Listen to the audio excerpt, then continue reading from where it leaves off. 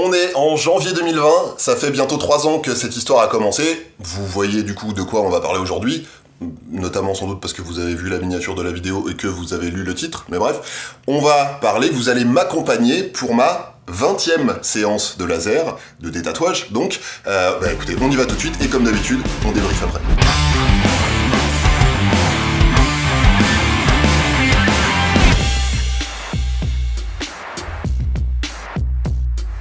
Je prends pas le même chemin que d'habitude parce que c'est la grève.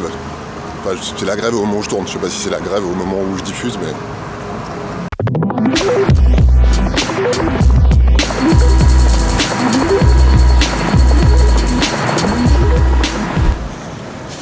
Bon, allez, je rentre à ma maison et j'ai plutôt des bonnes nouvelles. Je vais vous raconter ça, mais je vais me mettre au chaud parce que, il fait pas chaud, du coup. Hop. Ouais, alors donc plutôt une très bonne nouvelle, mais on va pas spoiler, je vous garde ça pour la fin comme d'habitude. D'abord on va commencer par petit débrief de la séance. De nouveau une séance sans pommade anesthésiante, pour une raison assez simple, c'est que ça me fait économiser 1 heure de mon temps. Si vous avez le temps, vous, faites-le. Et puis surtout, moi on me la met sur place, et du coup j'attends sur place 1 heure que ça agisse, pour la simple et bonne raison que c'est pas facile de se mettre soi-même de la pommade sur la fesse. Ça encore ça va, mais le pansement, vous verrez, c'est un pansement un peu particulier, vraiment se le mettre tout seul sur la fesse, c'est pas possible, donc moi on me le fait là-bas, habituellement, donc j'attends 1 heure sur place, je peux rien faire pendant ce temps-là, ça me permet de gagner 1 heure, donc pas de pommade, d'autant plus que il y a quand même de moins en moins de pigments qui explosent sous la peau de mes fesses, c'est quand même ça qui est le plus douloureux, donc je peux m'en passer. Après, vous avez vu, sur certaines zones, le laser passe et il y a pas de bruit, il se passe pas grand chose, le bruit, je vous rappelle, c'est le pigment qui éclate, donc il y a certaines zones, il se passe rien, pas de bruit.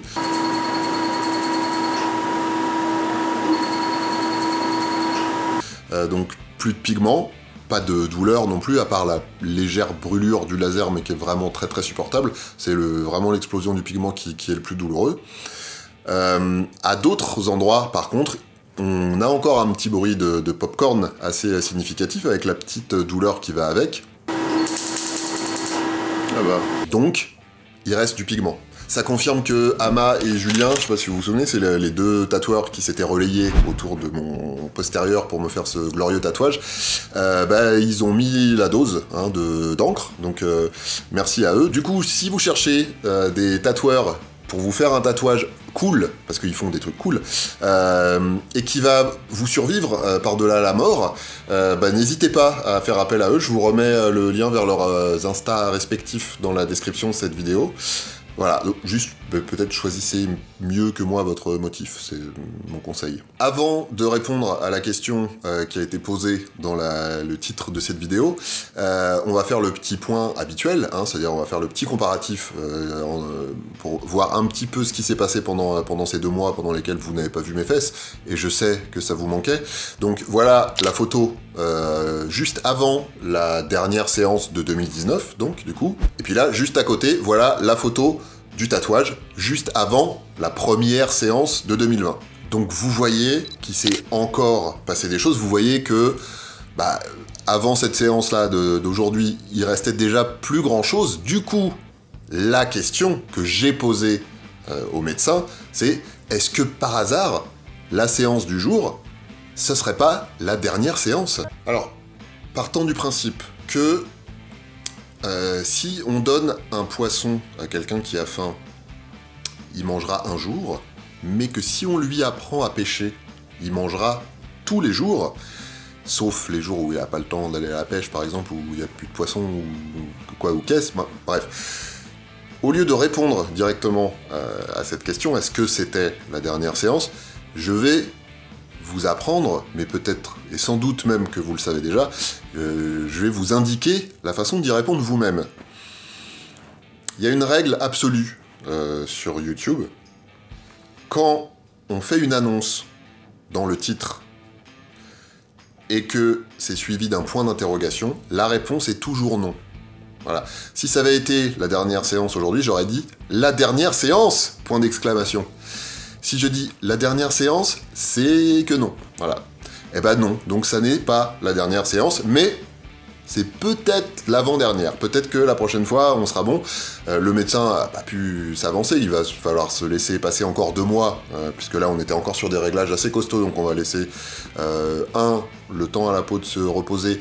2, le temps aux pigments qui ont été explosés d'être évacués par les cellules, comme d'habitude.